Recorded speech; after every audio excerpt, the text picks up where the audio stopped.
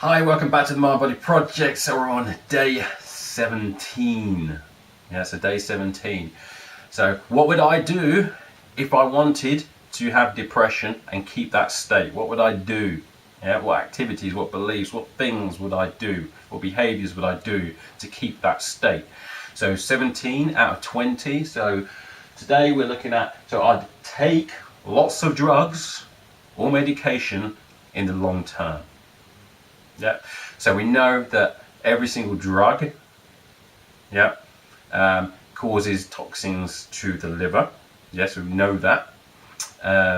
So you either got things that are designed to be in the body, or they're not designed to be in the body.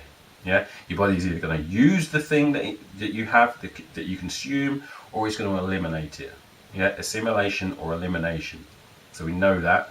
So when I put those into my body, what happens is it modifies the body. So if I have things like an antidepressant, what that does is that teaches the brain and the body, because it's very efficient and very lazy, well, I say efficient more than lazy, and very clever, it basically says if you've got an antidepressant, something making you feel good, a drug doing that, then the brain goes, you know what, I don't have to put any more feel good chemicals into the body because I'm already getting them. So I like homeostasis. I want to balance everything out. Everything has to be normal or balanced. So therefore, if I've got too much of that drug going in my body, why should I produce those chemicals? I can save energy here.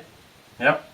And so when you go on long term on those drugs, especially for antidepressants, then what happens is if you try to come off them now, your body's not producing any feel-good chemicals such as catecholamines. It's not producing any of those at all, and therefore you are going to feel like crap when you come off them. You're going to feel terrible when you first come off them because your brain is a lag time.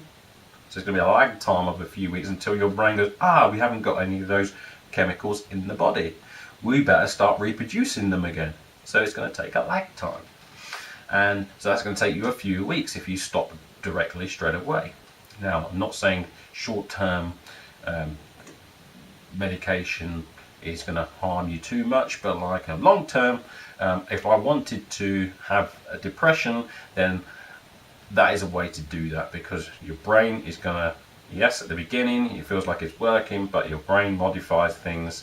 Therefore, you take that drug and you don't have the same effect. You can't have the same effect because your body changes, makes it homeostasis. In other words, it makes everything balanced. So the effect of the drug gets weaker and weaker and weaker over time.